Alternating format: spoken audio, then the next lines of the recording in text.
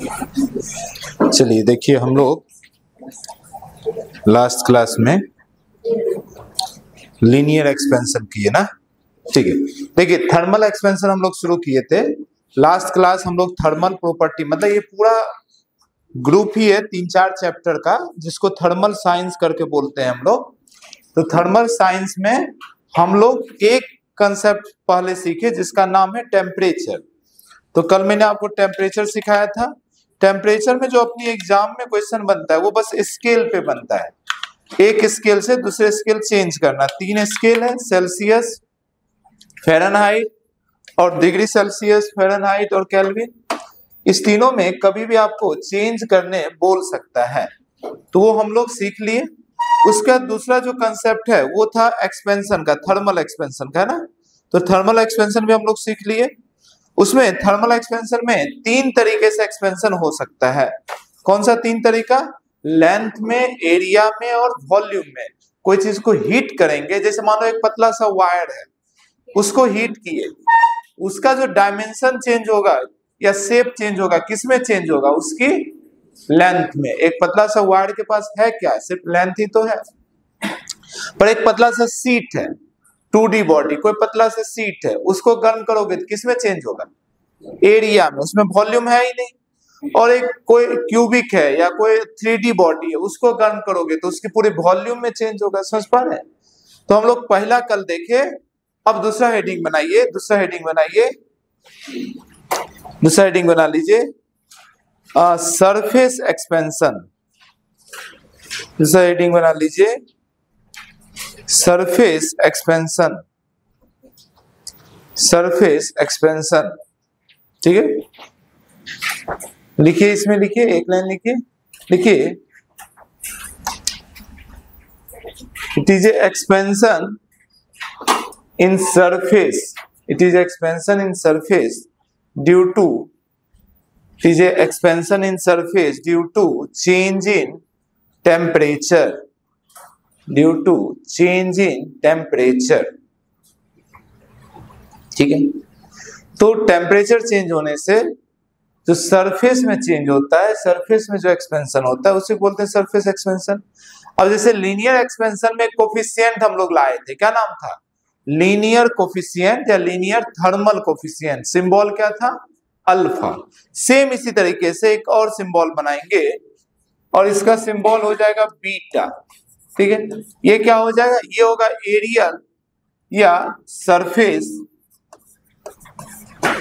Surface thermal expansion coefficient, thermal coefficient या expansion coefficient, expansion coefficient.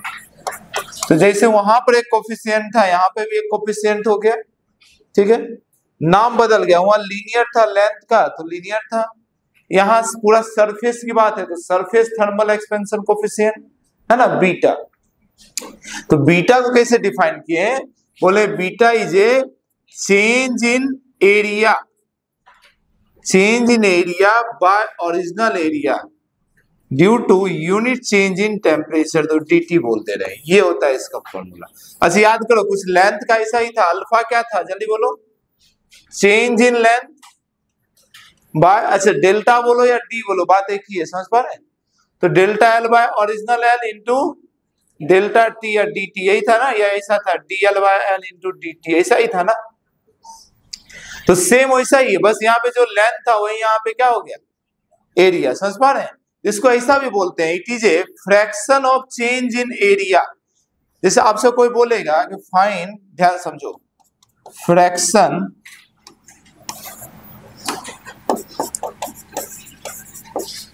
Fractional change in area, तो बताओ कैसे निकालो? कोई चीज बोले फ्रैक्शन चेंज, फ्रैक्शन कैसे निकालते हैं? चेंज बाय ओरिजिनल, तो अब निकालेंगे चेंज बाय ओरिजिनल। समझ पा रहे हैं? और परसेंटेज चेंज बोलेगा तो इसी को क्या कर देंगे? 100 से मल्टीप्लाई कर देंगे। मेरी बात समझ पा रहे हैं? तो इसको ऐसा भी वर्ड में बोलते हैं, it is a fractional change in area due to unit change in temperature, dt से डिवाइड कर दिए। समझ पा रहे हैं? लिखिए जरा, बीटा लिखिए, it is a fractional change in area it is a fractional change in area due to unit change in temperature. Fractional change in area due to unit change या पर यूनिट चेंज, ऐसा भी बोल सकते हैं, unit change या पर unit change in temperature. ठीक है, तो यहां से ये फॉर्मूला बन गया।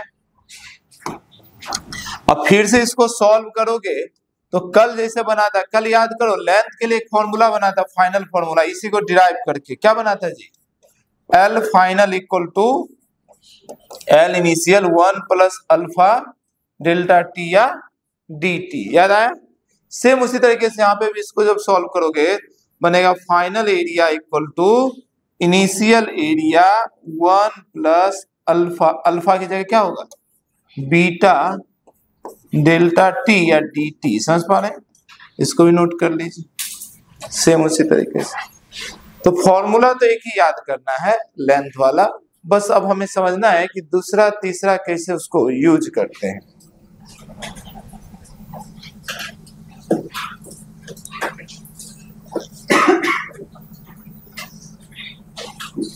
ठीक है, हो गया। थर्ड में आ जाइए, थर्ड हेडिंग बना लीजिए सेम इसी तरीके से, वॉल्यूम थर्मल एक्सपेंशन या वॉल्यूमेट्रिक एक्सपेंशन ऐसा बोलते हैं उसको, वॉल्यूमेट्रिक एक्सपेंशन। तीसरा लिखेंगे वॉल्यूमेट्रिक एक्सपेंशन, तीसरा लिखिए वॉल्यूमेट्रिक एक्सपेंशन। ठीक है, इसमें लिखिए it is a change in volume, it is a change in volume due to change in temperature, change in volume due to change in temperature। Okay जी, अब चेंज इन टेम्परेचर तो ठीक है, अच्छी बात है, इसमें भी एक कोफिशिएंट बनाएंगे, क्या नाम हो जाएगा खुद से सोचो, इसका नाम रख देते हैं गामा, इसको बोल देते हैं वॉल्यूमेट्रिक थर्मल एक्सपेंशन कोफिशिएंट, इसका नाम हो जाएगा, मैं शॉर्ट में लिख रहा हूं वॉल्यूमेट्रिक थर्मल एक्सपेंशन कोफिशिएंट। जैसे यहां था surface, surface thermal expansion coefficient, simple thermal coefficient भी बोल सकते हो, बस नाम है। ठीक है, अब ये क्या होगा ध्यान समझिए, सेम उसी तरीके से आप खुद सोचो क्या होना चाहिए, gamma equal to change in volume by original volume into change in temperature, है ना। इसको क्या बोल सकते हैं, इसको बोल सकते हैं it is a fractional change in volume per unit change in temperature या due to unit change in temperature, समझ पा रहे हैं। तो लिख लीजिए गामा का ये फॉर्मूला लिख लीजिए, और यहां से फिर से ऐसा आ जाएगा final volume equal to initial volume 1 plus alpha delta t, alpha नहीं होगा यहाँ पर गामा हो जाएगा।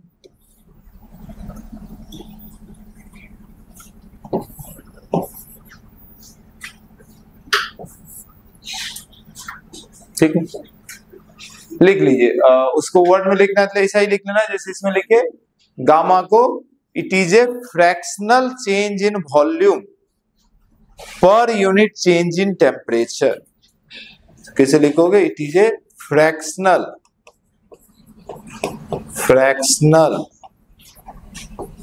Change in volume, fractional change in volume per unit change in temperature.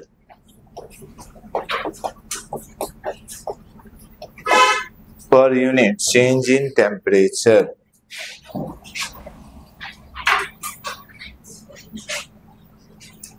per unit change in temperature। ठीक है, फॉर्मूला बन गया। तो कल एक फॉर्मूला याद किए, उसी से तीनों आपका हो जाएगा, change in length, change in volume, change in area. Clear है मेरी बातें। अब तीनों में एक रिलेशन होता है अल्फा बीटा गामा में, ठीक है, सिंपल सा रिलेशन है। देखो एरिया आपसे पूछे, एरिया का डायमेंशन से आपका कंसेप्ट क्लियर होगा, मिटाओ ना इसे। ठीक है, देखो डायमेंशन पॉइंट ऑफ व्यू से बात करो। देखो कोई बोले लेंथ, लेंथ की डायमेंशन क्या होता है, एल। क्या मेरी बात समझ पा रहे हैं? कोई बोले एरिया, एरिया, एरिया का डायमेंशन क्या होता है? एरिया मतलब सरफेस, सरफेस का मतलब हुआ एरिया, प्लेन भी बोल सकते हो। इसका डायमेंशन कितना? L square. और तीसरा है वॉल्यूम, वॉल्यूम का डायमेंशन कितना? L Q. क्या मेरी बात समझ पा रहे हैं? एल क्यू का मतलब यही हुआ ना 3 टाइम्स एल, इसका मतलब यही हुआ 3 टाइम्स एल। क्या मेरी बात समझ पा रहे हैं? अरे एल एल एल यही हुआ ना इसका मतलब। एल स्क्वायर का मतलब क्या हुआ? 2l, 2l, ठीक है। और लेंथ का मतलब 1l। तो सिंपल सी बात जानते हैं, जैसे कोई एरिया, एरिया में टोटल कितना लेंथ होता है? जैसे एक ये लेंथ हुआ, एक ये लेंथ हुआ, है ना। एरिया का रेक्टेंगल वगैरह का फॉर्मूला भी क्या होता है? कोई भी एरिया का फॉर्मूला 2 लेंथ का मल्टीप्लीकेशन होता है। जैसे सर्कल का ही क्या है formula? Pi r square. R square क्या है? 2r ही तो है, r इंटू आर। रेक्टेंगल हो या स्क्वायर हो, इसका एरिया क्या होता है? ये लेंथ इंटू ये लेंथ, तो 2 लेंथ ही तो होता है। तो एरिया का मतलब हुआ 2 लेंथ, वॉल्यूम का मतलब हुआ 3 लेंथ। क्या मेरी बात समझ पा रहे हैं? ओके। अब यहां पे समझो, ये मैं क्यों आपको समझा रहा हूं कि रिलेशन पूछता है अल्फा बीटा गामा में, तो सिर्फ लेंथ का मतलब क्या हुआ अल्फा बीटा गामा में? अल्फा, अल्फा ही हुआ ना, सिर्फ लेंथ। क्लियर है ना? और एरिया का मतलब बीटा, एरिया का मतलब क्या? तो बीटा में कितना एल आएगा? 2, यानी बीटा इक्वल टू 2 अल्फा। समझ पा रहे हैं? जैसे वॉल्यूम, वॉल्यूम का क्या था? गामा, तो गामा में कितना लेंथ है? 3, यानी क्या लिखेंगे? 3 अल्फा। समझ पा रहे हैं? तो आप ऐसा हेडिंग बना दीजिए, relation between alpha beta gamma.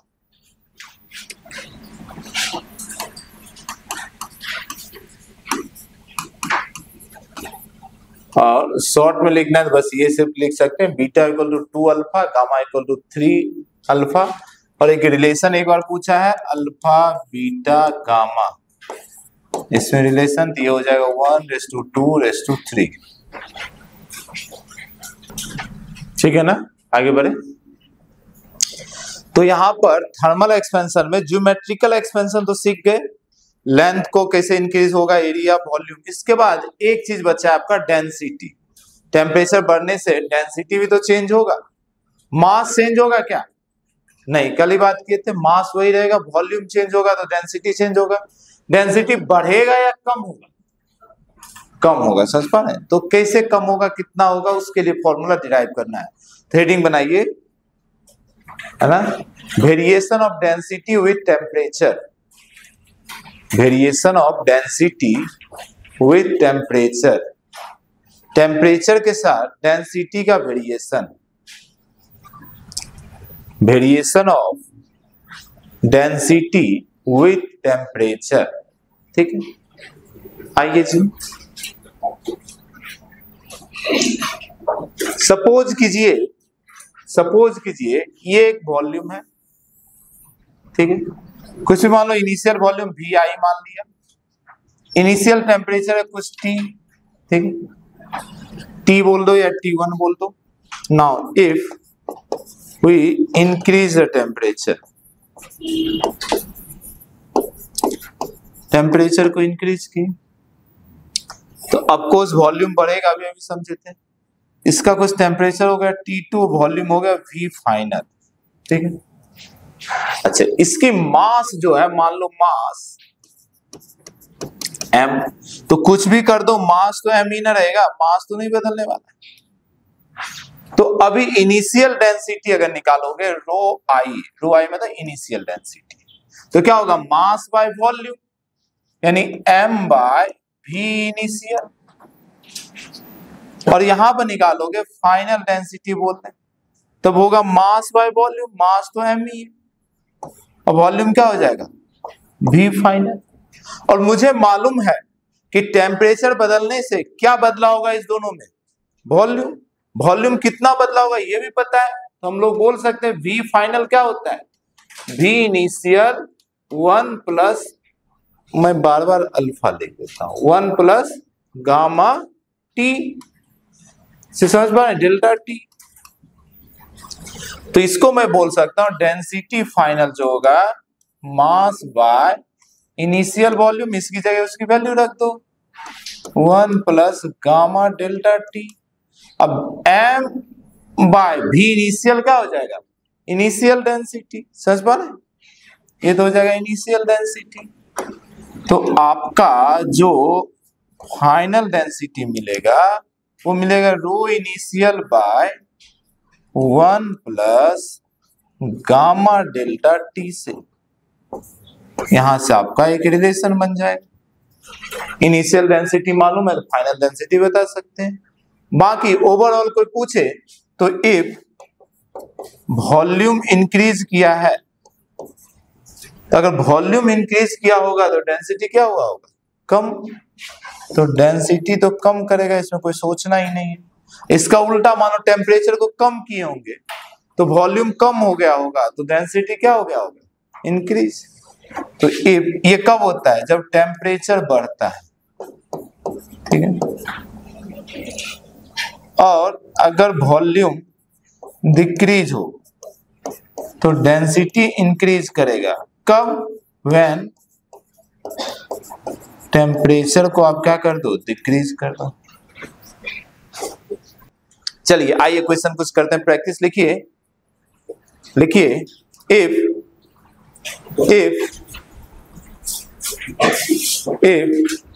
change in length, लो क्या तकलीफ हो गया आपको, अजीब अजीब हरकतें, ठीक है। लिखिए if change in length is 1%, if change in length is 1% due to change in temperature,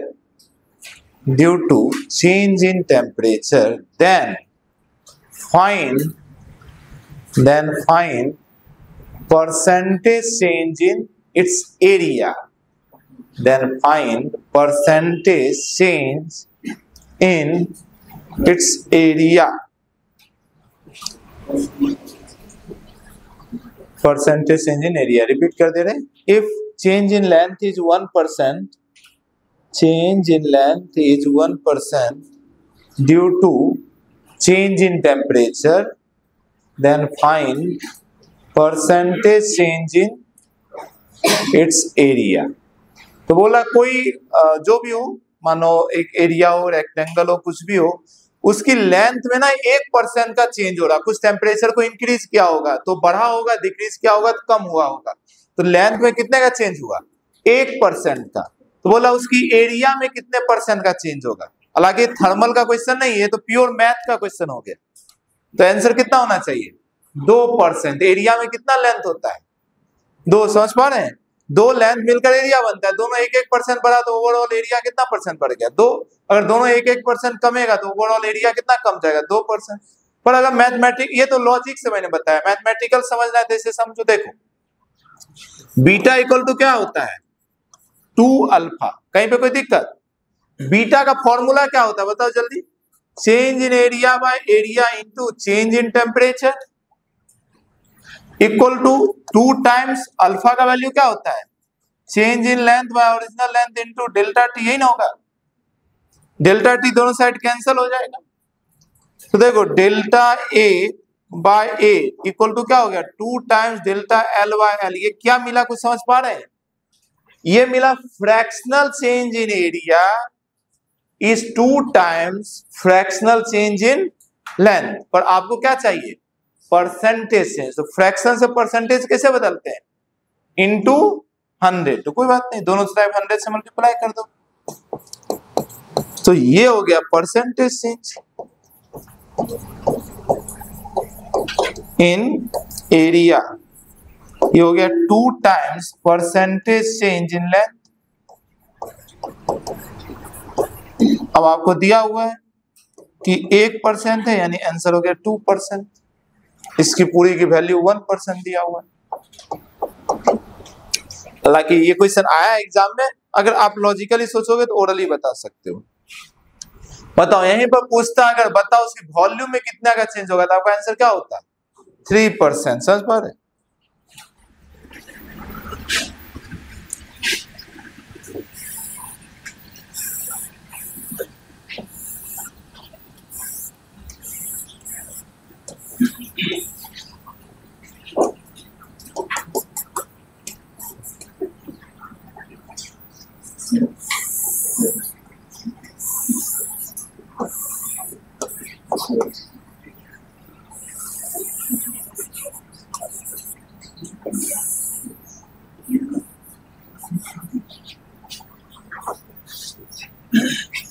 आइए अगले क्वेश्चन पे चलते हैं।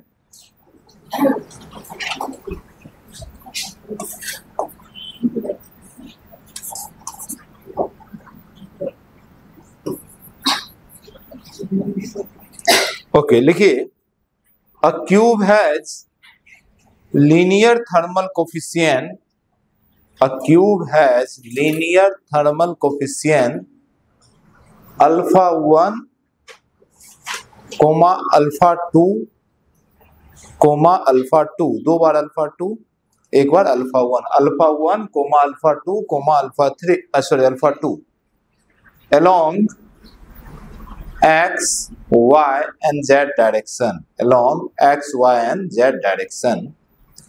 Find its volumetric thermal coefficient. Find its volumetric thermal coefficient. Find its volumetric thermal coefficient. Find its volumetric thermal coefficient. ठीक है,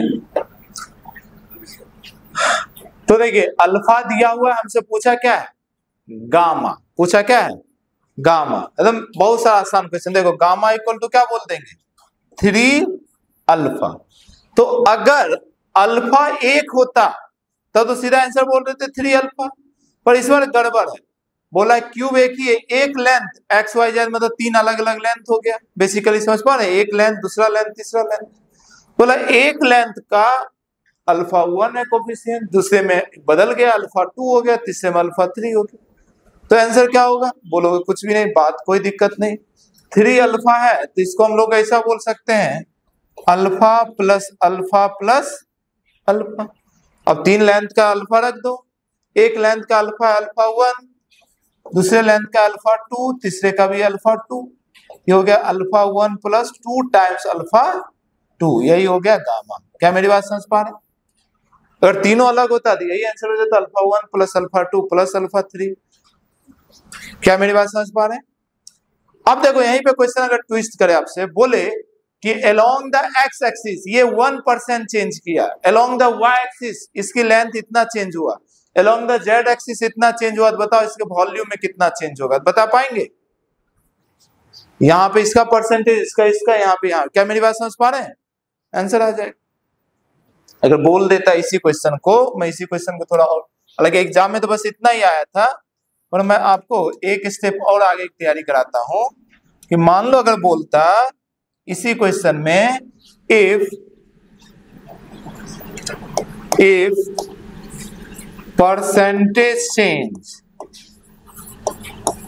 along x axis is मान लो 1%, y axis is 2% and z axis is 3%, then find, बातें नहीं बच्चे, then find percentage change in volume। तो बताओ क्या हो जाता अपना, परसेंटेज चेंज इन वॉल्यूम क्या हो जाता, चेंज इन वॉल्यूम परसेंटेज ऐसा। तो देखो अल्फा 1 2 3 यही होगा ना, इसका 1% प्लस 2% प्लस 3%, यानी कि हो जाएगा 6%। यही हमारा आंसर हो जाएगा। क्या मेरी बात समझ पा रहे हैं? अगर सब में 1-1% होता तो 3% हो जाता। तीनों का अलग दिया तो अलग ले लेंगे, और कहीं पे कोई दिक्कत वाली बात नहीं। हेडिंग बनाइए, हेडिंग बनाइए, एप्लीकेशन ऑफ, हेडिंग बनाइए application of thermal expansion, application of thermal expansion. इसके बाद थर्मल एक्सपेंशन का एप्लीकेशन करेंगे। ठीक है, पहला एप्लीकेशन है नीट 2017 में भी क्वेश्चन आया है, एक बार 2019 या 16 में भी आया था, 2 बार तो रिसेंटली मुझे दिखा है इधर 5-6 साल में। उसमें क्या होता है कि 2 वायर देगा या 2 रॉड देगा, उसके बीच का कुछ डिफरेंस रहता है लेंथ में, वो बोलेगा टेम्परेचर के साथ कांस्टेंट रहता है, तो उसको बोलते हैं डिफरेंशियल लेंथ। तो ऐसा लिखिए, पहला ऐसा लिखिए डिफरेंशियल एक्सपेंशन, पहला लिखिए differential expansion of two rods, differential expansion of two rods. अब डिफरेंशियल एक्सपेंशन का मतलब क्या हुआ ये भी जरा समझते हैं। डिफरेंशियल एक्सपेंशन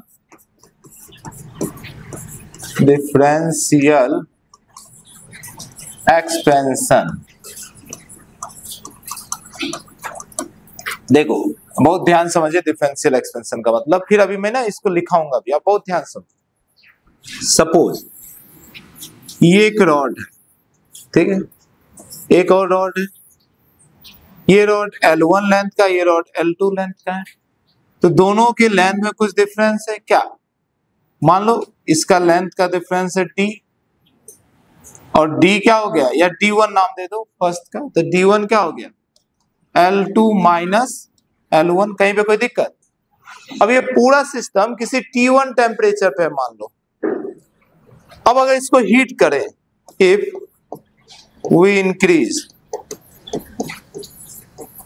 द टेम्परेचर, अब अगर हम टेम्परेचर को इंक्रीज करें, मान लो इसको ना हम कर दिए T2 टेम्परेचर, तो हमें जानते हैं टेम्परेचर बढ़ने से लेंथ क्या होगा, बढ़ेगा।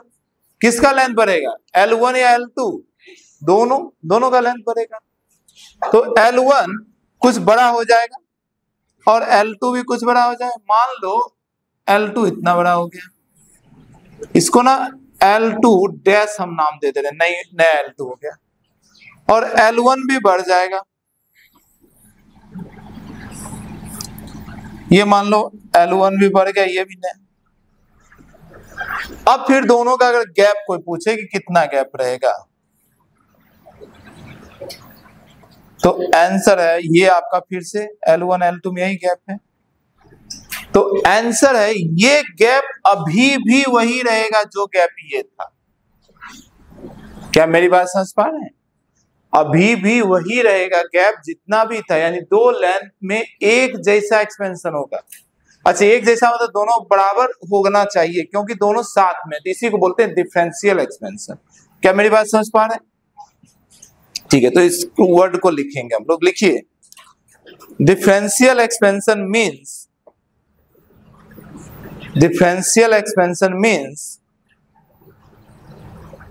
difference in length of two rods,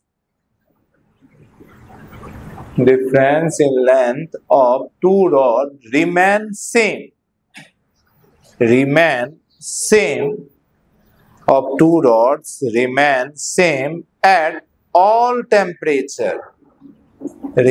same at all temperature, अच्छा, इसका मतलब ये नहीं कि दोनों का अल्फा सेम, अल्फा अलग हो सकता है। मान लो इसका अल्फा 1 है, इसका अल्फा 2 है, पर फिर भी दोनों टेम्परेचर पे डी सेम रहेगा। समझ पा रहे हैं? तो देखो इसके लिए जो फॉर्मूला पूछा था वो हम लोग डिराइव कर रहे हैं कैसे। देखो डिफरेंस एट T1 इक्वल होगा डिफरेंस एट T2। क्या मेरी बात समझ पा रहे हैं? दोनों समय डिफरेंस सेम है, यहां पर डिफरेंस कितना है T2 के समय L2 माइनस L1, और यहां पे डिफरेंस कितना है L2 dash minus L1 dash. अब बहुत ध्यान देखिए कितना हो जाएगा L2 minus L1। L2 dash को क्या लिख सकते हैं हम लोग, लिख सकते हैं L1 प्लस, अभी हम लोग फॉर्मूला पढ़े थे ना, क्या था जी, L final equal to L initial 1 plus alpha delta T। ये यही है ना, L2 का ही तो फाइनल टेम्परेचर है ये, सॉरी लेंथ है। समझ पा रहे हैं? इसको भी हम लोग इस तरीके से लिख सकते हैं ना, तो क्या लिख देंगे L1 into 1 plus alpha 1 delta T minus, sorry L2 है तो 2 वाला लो सब, तो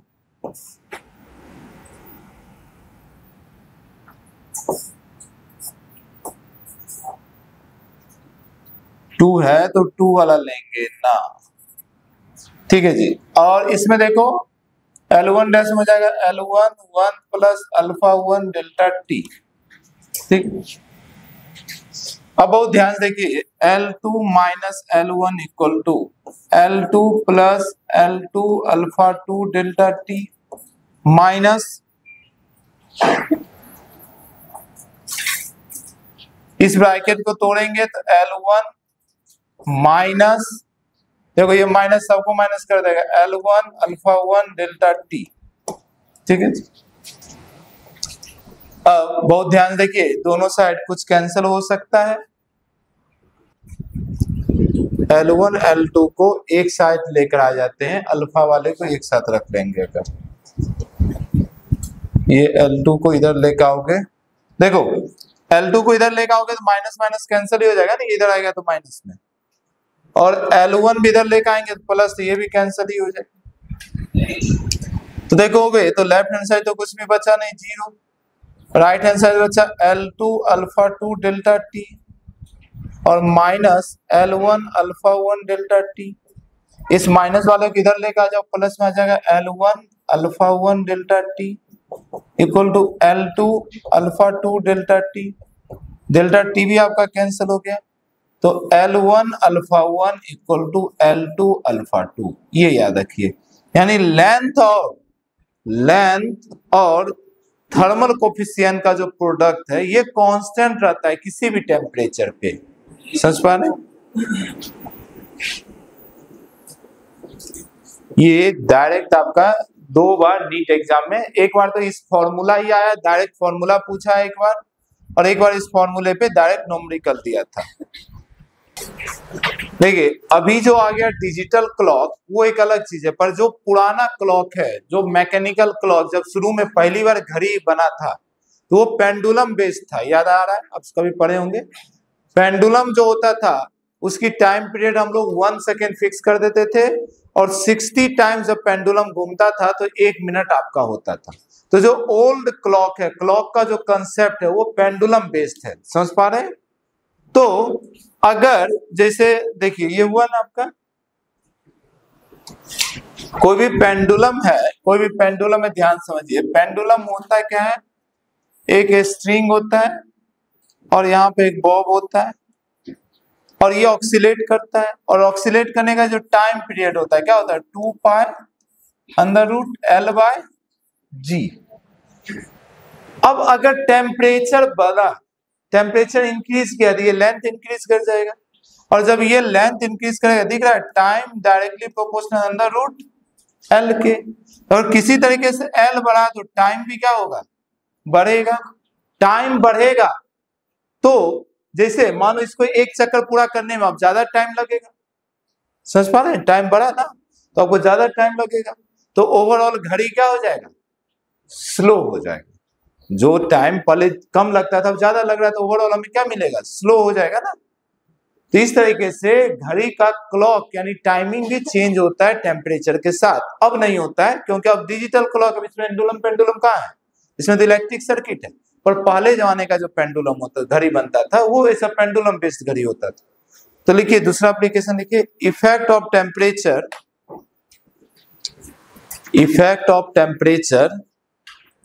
on time period of pendulum, effect of temperature on time period of pendulum and pendulum clock, time period of pendulum and pendulum clock। Pendulum पे भी time period का अंतर आएगा, उसके बेस जो घड़ी होगा पेंडुलम क्लॉक उस पे भी होगा। ठीक है, आइए कंसेप्ट समझ गए। मान लीजिए ये कुछ यहां से यहां तक की लेंथ है L1 मान लो, और ये है एट T1 टेम्परेचर पे। T1 टेम्परेचर पे कुछ आ जाइए यहाँ पे, ठीक है। अब T1 टेम्परेचर,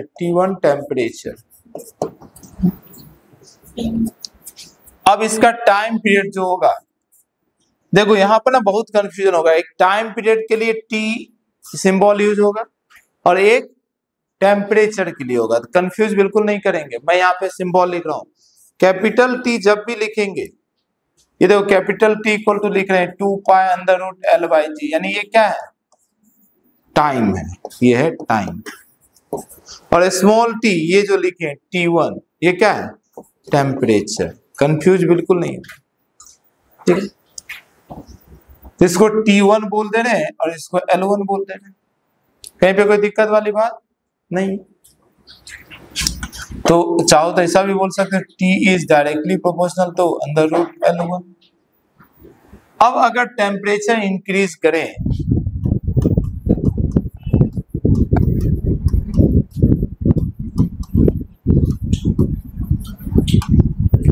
अगर हम अपनी टेम्परेचर को इंक्रीज करें तो एट T2 मान लो कोई टेम्परेचर T2 पे सब कुछ बदल जाए। अब यही पेंडुलम की लेंथ थोड़ी बढ़ जाएगी पर मास तो वही रहेगा, है ना। तो अब जो हमारा लेंथ है, लेंथ भी कुछ चेंज हो जाएगा। मान लो इसका लेंथ हो गया L2, तो अब जो टाइम पीरियड होगा T2 ये हो जाएगा 2 pi under root L2 by g, ठीक है। अब बहुत ध्यान से समझिए, या हम लोग ऐसा भी बोल सकते हैं T2 जो है directly proportional under root L2। अब दोनों में अगर रिलेशन निकालना है, कितना टाइम लग रहा है, क्या लग रहा है, ऐसी तो कोई बात नहीं, हम डिवाइड कर देते हैं 2 को 1 से। तो नाम दे दो इसका इक्वेशन 1, इसका दे दीजिए इक्वेशन 2, और इक्वेशन 2 डिवाइडेड इक्वेशन 1। ध्यान देखिए ये हो गया T2 by T1 equal to T2 by T1 equal to बन जाएगा L2 by under root L2 bye L1। कहीं पे कोई दिक्कत नहीं है। अब बहुत ध्यान से देखिए, हम लोग T2 by T1 equal to under root L2 को क्या लिख सकते हैं, ये तो फाइनल लेंथ है ना। L2 कितना आया होगा, फाइनल लेंथ पता कर सकते हैं कैसे। L2 क्या होगा, L1 into 1 plus alpha delta T. क्या मेरी बात समझ पा रहे?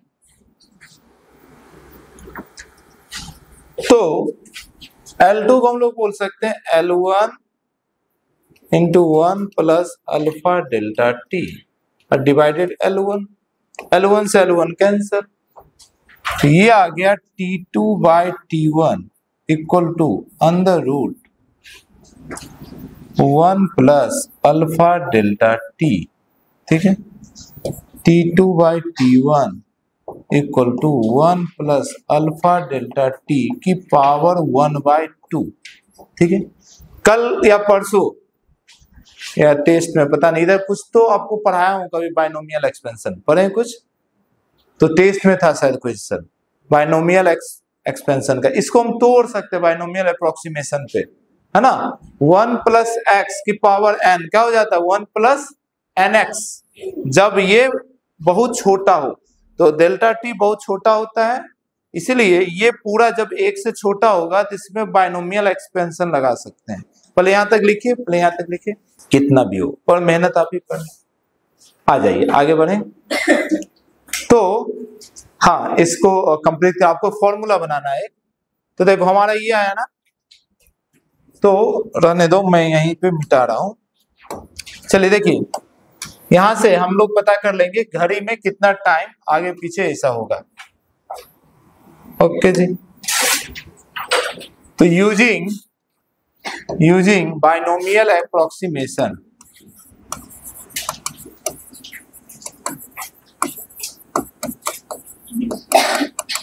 देखो बाइनोमियल अप्रोक्सीमेशन जो भूल गए अभी, तो 1 मार्क्स का क्वेश्चन आया था, क्या होता है देखो 1 प्लस एक्स की पावर n है, एंड इफ x जो है छोटा है 1 से तो इसको लिख सकते हैं 1 प्लस nx। यही है बाइनोमियल अप्रोक्सीमेशन, ठीक है।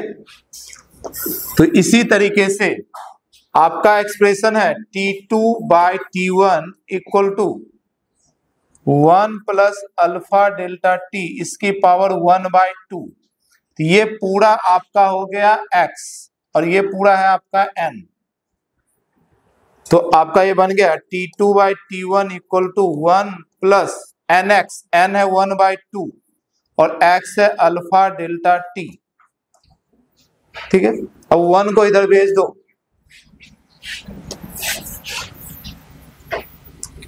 उस 1 को इधर भेज दीजिए। तो इसको इधर भेजेंगे तो क्या हो जाएगा, T2/T1 minus 1 equal to half alpha delta T। ठीक है, अब इसका एलसीएम ले लो, तो T1 नीचे आ गया, ऊपर हो गया T2 minus T1 equal to half alpha delta T। ये क्या है जरा सोचो, इसको पहचान रहे, इसको ऊपर क्या है, delta T, change in temperature या टाइम, ये क्या था, कैपिटल T क्या था, टाइम, और T1 क्या था, ओरिजिनल टाइम, T1 पहला था, T2 था, ये है change in time by original time, यानी फ्रैक्शनल चेंज इन टाइम।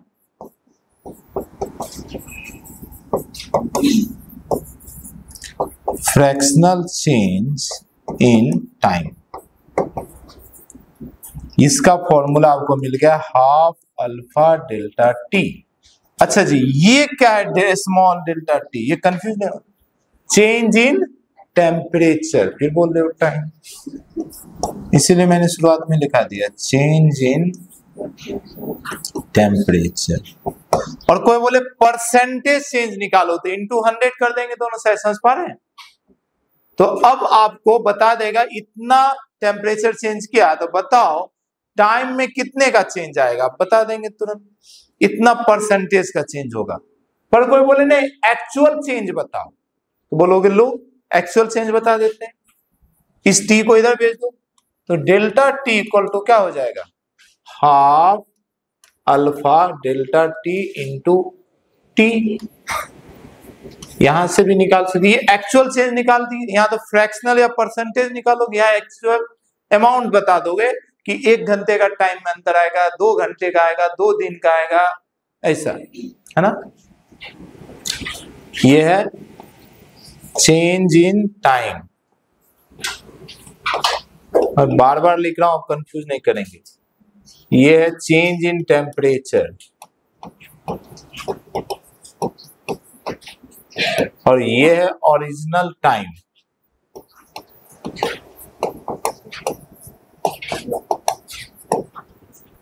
ठीक हो गया ना, लिखिए जरा इसी में एक छोटा सा हेडिंग बनाइए, टाइम लॉस्ट और गेन, टाइम लॉस्ट और gain in 1 day, in 1 day due to change in temperature. तो सवाल है कि कितना टेम्परेचर चेंज करोगे उस पर डिपेंड करेगा, तो इस फॉर्मूले को यूज कर लेते। तो 1 डे का मतलब क्या होगा, ध्यान समझो, 1 डे, 1 डे का मतलब क्या हुआ, 24 आवर्स। अब इसको असाइन काम करना है, तो क्या काम करना पड़ेगा, सेकेंड में, तो इसको जब सेकेंड में बदलोगे तो कितना हो जाता है, 86400। ठीक है, इसको जब सेकेंड में बदलोगे तो हो जाएगा 86400 सेकेंड, यानी एक दिन में 24 घंटे में इतना सेकेंड होता है। इतने सेकेंड में कितने सेकेंड का चेंज आएगा, तो चेंज इन टाइम देखो ये लगा देंगे, delta T equal to half alpha delta T into 86400, यही था ओरिजिनल टाइम, ओरिजिनल 1 डे था। तो अगर बोले कि बताओ, जैसे क्वेश्चन ऐसा दे देगा कि अगर टेम्परेचर 10 डिग्री से इंक्रीज कर गया, तो डेल्टा T की वैल्यू 10 डिग्री रख दोगे, अल्फा गिवन होगा, तो बोलेगा बताओ एक दिन में कितने टाइम का अंतर आएगा, तो यहाँ से पता चल जाएगा इतने सेकंड का अंतर आएगा। क्या मेरी बात समझ पा रहे हैं। और बोले कितना परसेंटेज फ्रैक्शन, तो इधर से निकाल देंगे। ओके, अब जरा मुझे बताओ टेम्परेचर बढ़ने से टाइम का लॉस होगा या गेन होगा। लॉस गेन का मतलब घड़ी लूज होगा या फास्ट हो जाएगा, ये बताओ, लूज फास्ट में बताओ पहले। स्लो फास्ट समझते हैं ना, घड़ी स्लो का मतलब क्या हुआ, पीछे, और फास्ट का मतलब जल्दी, है ना। तो बताओ, जब टेम्परेचर बढ़ेगा तो घड़ी स्लो हो जाएगा, फास्ट हो जाएगा, स्लो हो जाएगा, तो उसको बोलेंगे टाइम लूज किया। समझ पा रहे हैं। और जब टेम्परेचर कम होगा तो घड़ी क्या हो जाएगा, फास्ट, तो उसको बोलेंगे टाइम गेन किया। तो लिख लीजिए नीचे नोट करके, देखिए, if temperature increases, if temperature increases, clock becomes slow, clock becomes slow, that is it loses the time, that is it loses the time। दूसरा पॉइंट लिखिए, दूसरा पॉइंट लिखिए, if temperature decreases, clock become fast, clock become fast, that is it gain time, that is it gain time, ये time इसको मिला, fast हो गया। ठीक है, तो कई बार ना हमें उल्टा दिमाग में आ जाता है, स्लो का मतलब हमें लगता है टाइम गेन किया, ऐसा नहीं, टाइम लॉस किया, तो ये सब कंफ्यूज नहीं होना। चलिए तीसरा एप्लीकेशन पाते, दो एप्लीकेशन आए अभी हम लोग। तीसरा है बाय मेटालिक स्ट्रिप, तो तीसरा हेडिंग बनाइए, बाय मेटालिक स्ट्रिप। दो मेटल का, बाय मतलब दो और स्ट्रिप मतलब पट्टी, तो दो मेटल का बना हुआ पट्टी को बाय मेटालिक स्ट्रिप बोलते हैं। थर्मोस्टेट में इसका यूज होता है बहुत सारे इलेक्ट्रिक सर्किट वगैरह में। ठीक है, तो bimetallic strip, bimetallic strip कैसा होता है? बाय मेटालिक स्ट्रिप जरा समझिए, ये आपका है दो पट्टी, यानी दो मेटल का स्ट्रिप, दोनों का लेंथ सेम होता है, थिकनेस सेम होता है, ये भी टी और ये भी टी। ठीक है, पर दोनों अलग अलग मटेरियल का बना रहता है, मटेरियल अलग है तो अल्फा भी अलग अलग होगा। मान लो ये अल्फा 1 मटेरियल का, ये अल्फा 2 मटेरियल का। ठीक है, ये मान लो किसी टेम्परेचर T1 पर है, एट T1 टेम्परेचर। ठीक है, बाय मेटालिक स्ट्रिप। अब सोचो, अगर टेम्परेचर को हम इंक्रीज करते हैं, अगर हम टेम्परेचर को इंक्रीज करते हैं, ठीक है, तो अभी क्या होगा? If we increase the temperature, तो दोनों का लेंथ चेंज होगा। इनिशियली दोनों का लेंथ क्या है? सेम एल लेंथ है मान लो, पर टेम्परेचर बढ़ाने से क्या दोनों में लेंथ सेम चेंज होगा या अलग अलग चेंज होगा? अलग अलग, क्योंकि अल्फा अलग अलग है। समझ पा रहे हैं? कल ही पढ़े थे, जिसमें जितना अल्फा चेंज इन उतना डीएल डायरेक्टली प्रोपोर्शनल अल्फा का होता है। कुछ याद आया? तो मान लो कि अल्फा ज्यादा, अल्फा 1 ज्यादा अल्फा 2 से, तो ऊपर वाला ज्यादा बड़ा हो जाएगा, नीचे वाला छोटा रहेगा।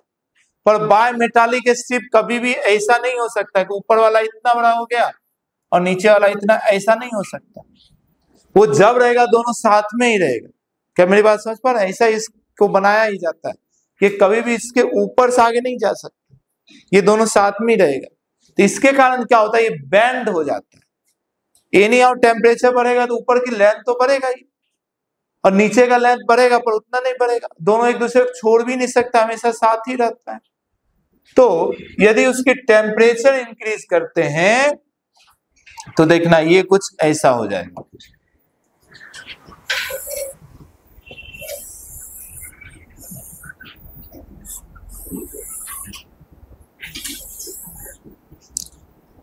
ये है आपका अल्फा 1 और ये है अल्फा 2।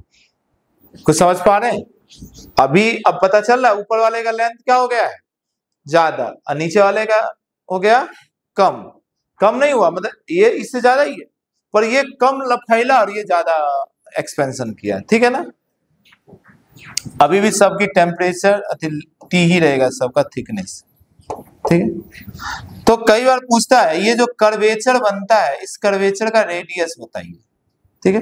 तो कौन सा रेडियस, यहाँ का रेडियस, यहाँ क्या है एवरेज रेडियस, तो यहां से यहां तक मान लो एक average radius R average radius, ठीक है। तो एवरेज रेडियस ऑफ कर्वेचर, अच्छा ये ऐसा कब बनेगा, व्हेन केस 1 कर लेते हैं, केस 1, केस 1 मतलब if alpha 1 is greater than alpha 2, alpha ज्यादा है तब। एक और केस करते हैं, case 2, alpha 2 is greater than alpha 1। अगर मान लो अल्फा 2 ज्यादा है तो टेम्परेचर किसका ज्यादा बढ़ेगा, नीचे वाले का, समझ पा रहे हैं। तो ये कर्वेचर ऐसा कर्वेचर बनेगा, फिर ध्यान से देखना।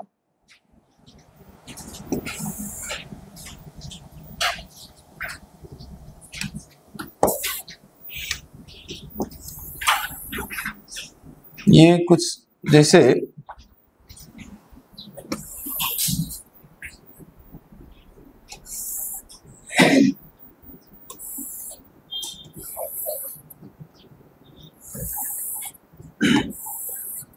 ऐसा कुछ बन जाएगा। नहीं, ये तो नीचे वाला ही कम हो गया ना, नीचे वाला का ज्यादा होना है, तो नीचे वाले को ज्यादा होना है, ठीक है।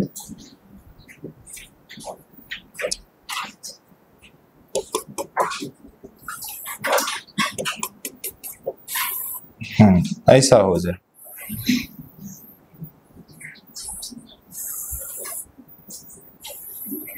ऐसा, ये अल्फा 2, ये अल्फा 1। अब देखो अगर अल्फा 2 ज्यादा है तो नीचे वाला ज्यादा एक्सपेंड कर गया, ऊपर वाला कम एक्सपेंड किया। और अभी कोई बोले रेडियस, तो ये है मान लो इसकी एवरेज रेडियस।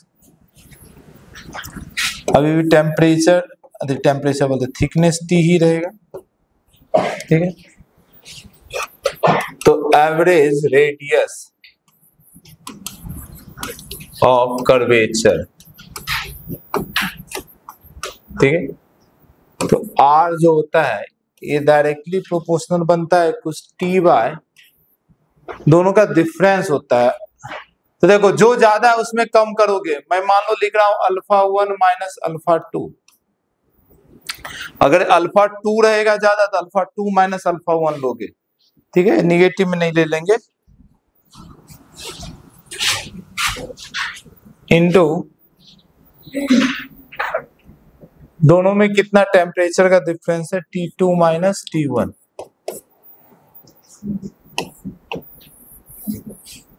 एक काम करते हैं, इसका मोड यहां पे मैं बना देता हूं।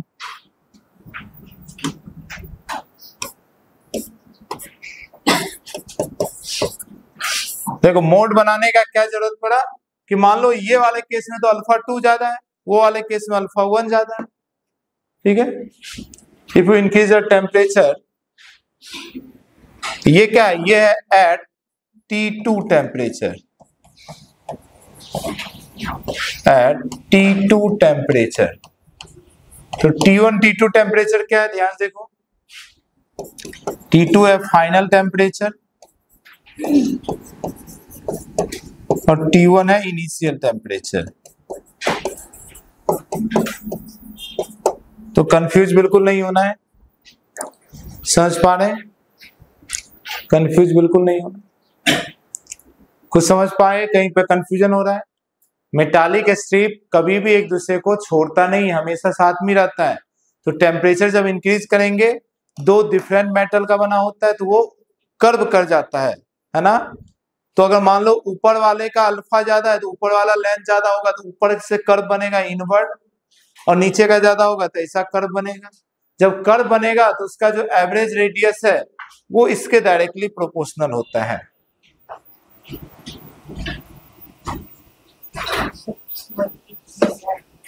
स्मॉल टी थिकनेस है, स्मॉल टी क्या है, थिकनेस।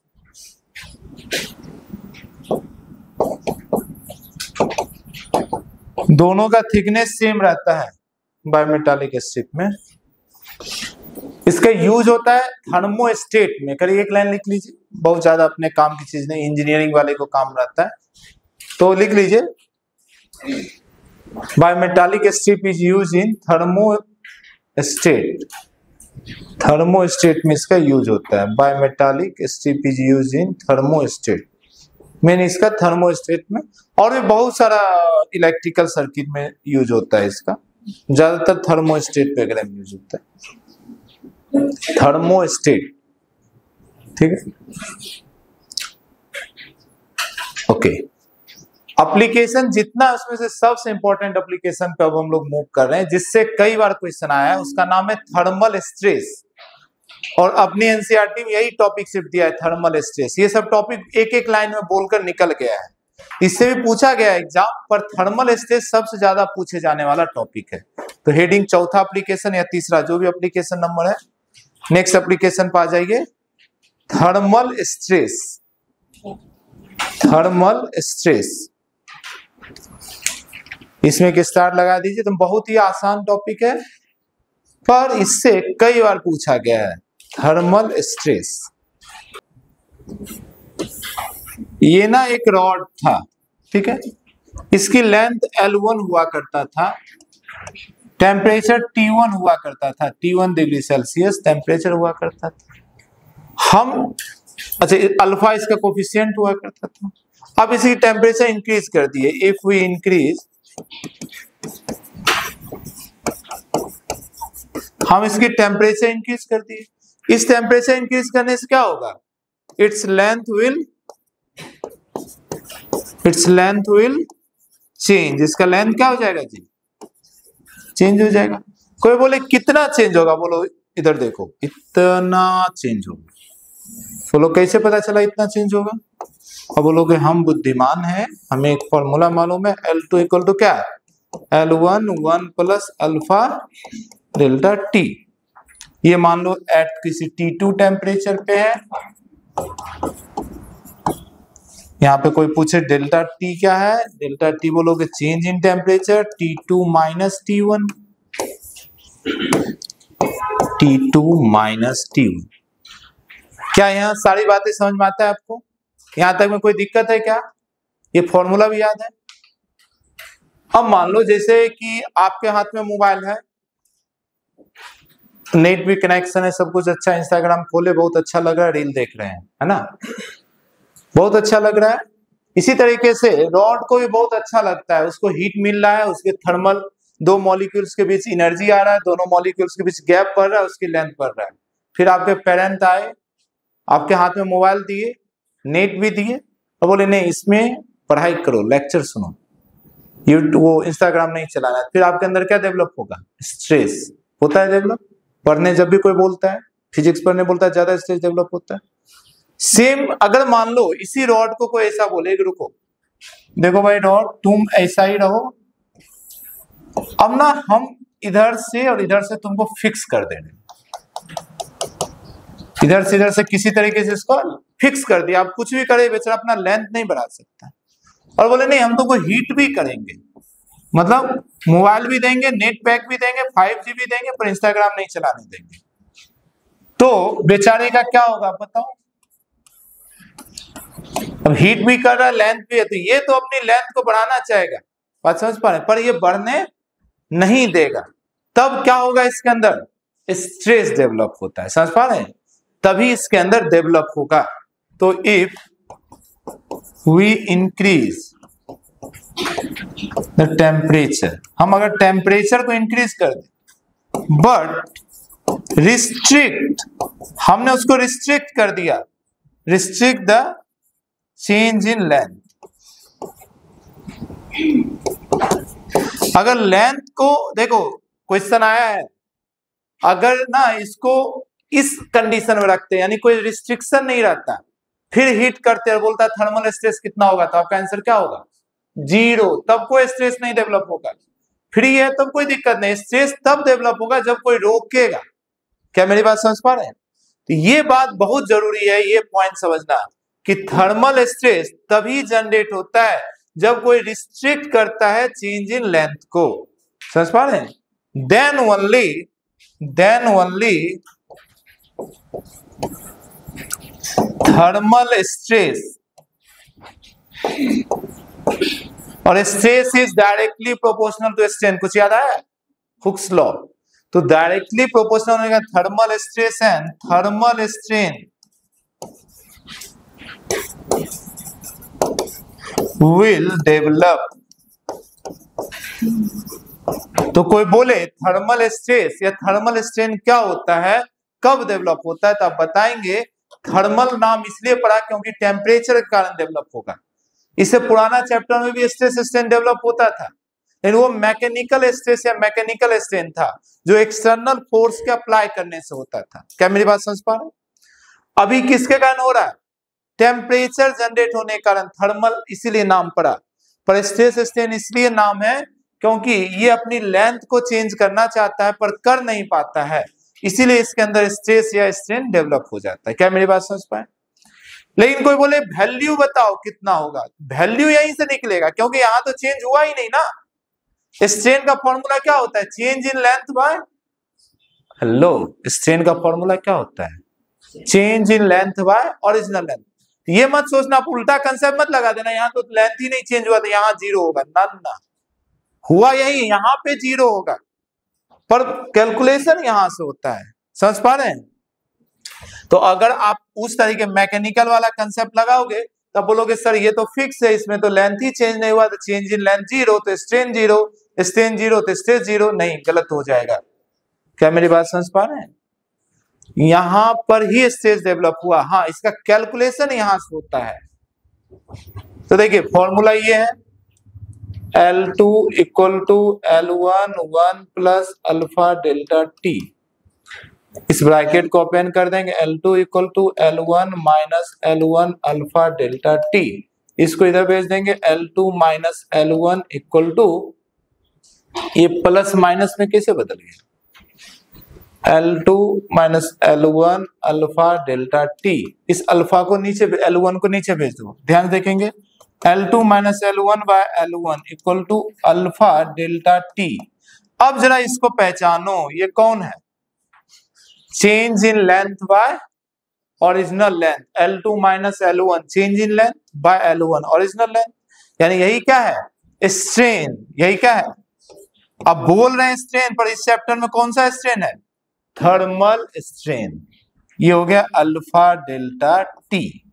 तो थर्मल स्ट्रेन का फॉर्मूला हमारे पास बन गया alpha delta T. This is a thermal strain, this is a thermal strain. Please note down. फिर इसको आगे हम लोग स्ट्रेस पे मूव करेंगे। ये कौन सा स्ट्रेन है? अच्छा, मान लो क्वेश्चन में बोला फाइंड द स्ट्रेन, तो आप कैसे डिसाइड करोगे ये कौन सा स्ट्रेन पूछ रहा है? थर्मल वाला पूछ रहा है या वो पिछला चैप्टर जो पढ़े थे वो पूछ रहा है? तो बोलेगा फोर्स इज अप्लाइड 20 न्यूटन, ऐसा अगर कई क्वेश्चन में लिखा रहेगा तब बताओ कौन सा स्ट्रेन पूछा? मैकेनिकल वाला। क्या समझ पा रहे हैं? और बोला बॉडी इज हीटेड या टेम्परेचर इज चेंज, तो आप खुद समझ जाओ कौन सा पूछ रहा है? थर्मल वाला। समझ पा? वो कभी चिल्ला, वो स्ट्रेन वर्ड यूज करेगा, स्ट्रेस वर्ड यूज करेगा। थर्मल स्ट्रेन क्वेश्चन में यूज नहीं होगा, वो आपको अपनी विजडम से समझना पड़ेगा कौन सा वो बोल रहा है। आइए, वहीं पर एक चीज पढ़े थे, याद करो, यंग मॉडुलस करके।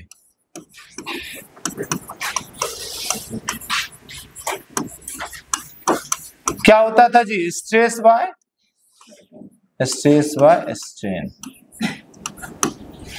तो यहां से देखिए हमें तो स्ट्रेस निकालना था, तो स्ट्रेन को इधर भेज दो, तो यहां से हो जाएगा थर्मल स्ट्रेस या सिंपल स्ट्रेस भी बोलो तो Y टाइम्स थर्मल स्ट्रेन, है ना। यानी आपका जो स्ट्रेस आ गया ये आ गया Y टाइम्स, और स्ट्रेन का भी फॉर्मूला निकाले थे, क्या मिला था? Alpha delta T. तो अल्फा डेल्टा टी, समझ पा रहे? यही स्ट्रेस का फॉर्मूला हो गया। स्ट्रेस कौन सा है? Thermal stress.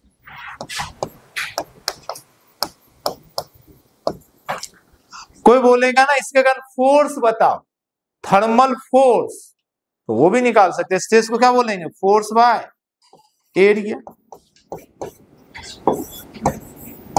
एरिया को उधर भेज दो, तो Young modulus alpha delta T into area cross section area. ये force develop due to heating,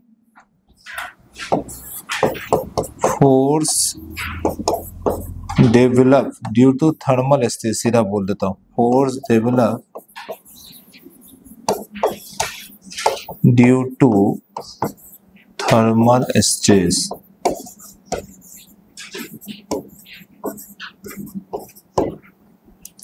I hope यहां तक कहानी आपके माइंड में बैठा है, चीजें समझ में आई, कहीं भी दिक्कत तो नहीं हो रहा है? अच्छा, ये सारी चीजों में मुझे जरा बताओ, डेल्टा टी क्या है? Change in temperature.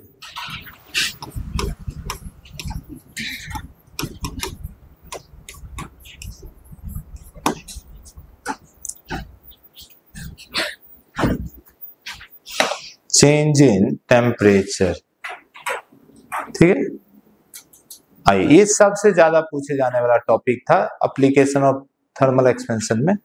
एक छोटा सा और एप्लीकेशन है, पांचवा और आखिरी एप्लीकेशन, जो ना के बराबर पूछा जाता है, पर लिख लीजिए, 2 मिनट 5 मिनट का टॉपिक है। जो हमारा मीटर स्केल होता है, जैसे आप लोग यूज करते होंगे, छोटा वाला तो आप लोग ग्लास का खरीदते हैं, पर बड़ा वाला खरीदने जाओगे तो वो स्टील का रहता है ना, यूज किए, इतना बड़ा, वो किसका रहता है? स्टील का। तो स्टील टेम्परेचर के साथ उसकी लेंथ बढ़ेगा घटेगा ना, तो स्केल में एरर आ जाएगा, उसी को बोलते हैं एरर। तो लास्ट एप्लीकेशन लिखिए, एरर इन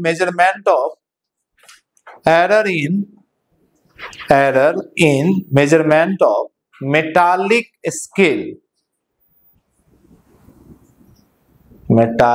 स्केल। जो भी मेटालिक स्केल है आपका, जो स्केल जो मेटल से बना है, उससे जो भी मेजरमेंट करेंगे उसमें क्या आ जाएगा? एरर, क्योंकि टेम्परेचर के साथ उसका खुद का लेंथ बदल जाएगा। क्या मेरी बात समझ पा रहे हैं? आइए इस चीज को समझते हैं जरा। जैसे देखिए, मान लो आपके पास ना एक ऑब्जेक्ट है, इतना बड़ा कोई भी ऑब्जेक्ट है, ये कोई ऑब्जेक्ट है, मान लो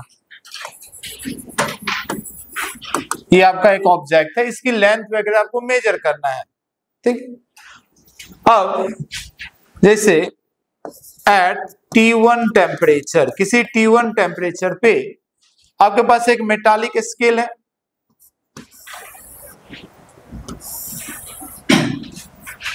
ये आपका मेटालिक स्केल है, ठीक है जी। कुछ रहा होगा ये 0, मान लो 1 2 3, ऐसा कुछ रहा हो। अब मैंने आपको क्या समझाया था, हमारा जो थर्मल एक्सपेंशन होता है कैसा एक्सपेंशन होता है? फोटोग्राफी की तरह हर एक चीज इंक्रीज कर, ये नहीं कि इसको जब जूम करेंगे तो 0 इसके बीच का भी गैप बढ़ेगा, इसके बीच गैप बढ़ेगा। समझ पा रहे हैं कैसे पिक्चर को इनलार्ज करते हैं?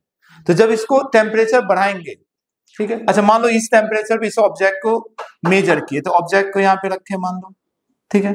ये ऑब्जेक्ट इतना बड़ा आया, मान लो ये ऑब्जेक्ट है, ठीक है। मान लो ये 0 था, ये 1 था, चलो इतना बड़ा मान लेते, थोड़ा बड़ा, इतना बड़ा, ठीक है। ये ऑब्जेक्ट था, तो आप यहां से देखे, बोले 1 1.5, तो आपको क्या पता चला? इसकी जो इनिशियल लेंथ है, इसकी जो लेंथ है, ये लेंथ कितना हो गया? 1.5। अब एट इफ वी इंक्रीज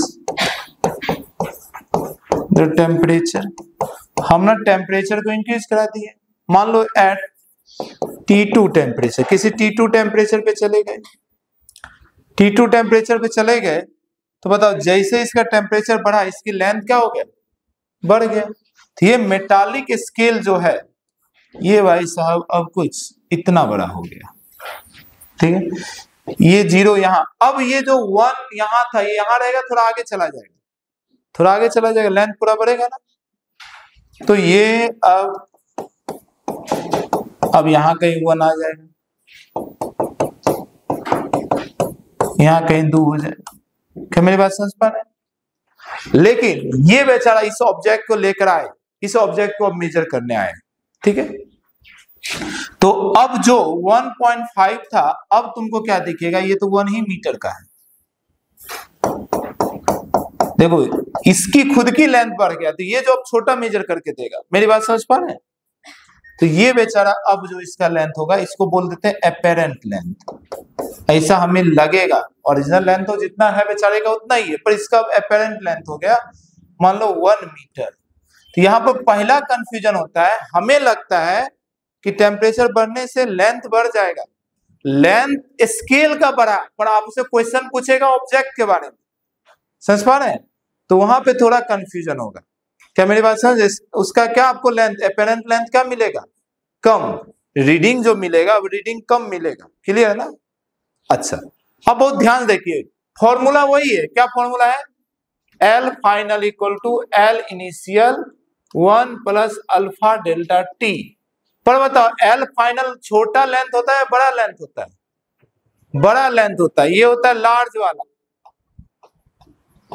और ये होता है स्मॉल वाला। तो अब इस दोनों लेंथ में एल फाइनल किसको लोगे? एपेरेंट को लोगे या इनिशियल वाले को लोगे? इनिशियल वाले को। समझ पा रहे हैं? यहीं पे थोड़ा सा ट्विस्ट है, फॉर्मूला याद रखने में, ये ध्यान रखना, ठीक है। और ये तो छोटा है ना, छोटा लेंथ शुरू वाला था, पर यहाँ पे उल्टा हो जाता है। क्यों? क्योंकि ये बड़ा हो गया। तो हम लोग यहाँ पर ऐसा करेंगे, इनिशियल लेंथ या initial reading, initial reading, confuse बिल्कुल नहीं होना है, इक्वल टू स्मॉल, बाद में छोटा ये होता, बाद में जो apparent reading 1 plus alpha delta T. Initial reading मतलब रीडिंग एट लो टेम्परेचर,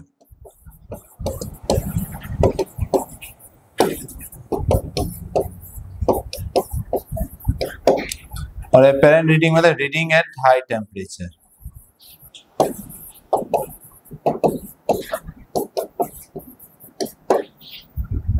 और डेल्टा टी तो समझ में आ गया, चेंज इन टेम्परेचर।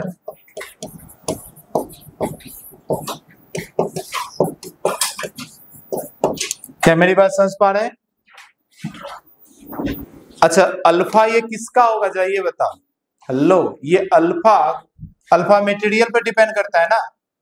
ये अल्फा किसका, कौन सा मटेरियल का होगा? ऑब्जेक्ट का, मेटालिक स्केल का? स्केल का। एक्सपेंशन किसका हुआ है? स्केल का। मेटालिक ये ऑब्जेक्ट तो मान के चलें कि उसमें कोई एक्सपेंशन नहीं हो रहा है, समझ पा रहे हैं? नहीं तो ये खुद का लेंथ बढ़ जाएगा तो वो अलग चीज है ना। तो अल्फा लेंगे मेटालिक स्केल का।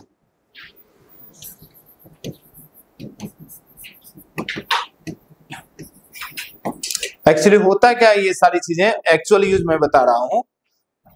देखिए, आपका जो कपड़ा है ना, जो क्लॉथ है, उसमें थर्मल एक्सपेंशन ना के बराबर होता है। ऐसा फैब्रिक का बना रहता है। ये ऐसा नहीं कि गर्मी के दिन में कपड़ा ऐसा बहुत बड़ा हो गया, आपका फेवरेट शर्ट है और गर्मी में आ रहे तो ऐसा झोल झोल हो रहा है, ऐसा नहीं।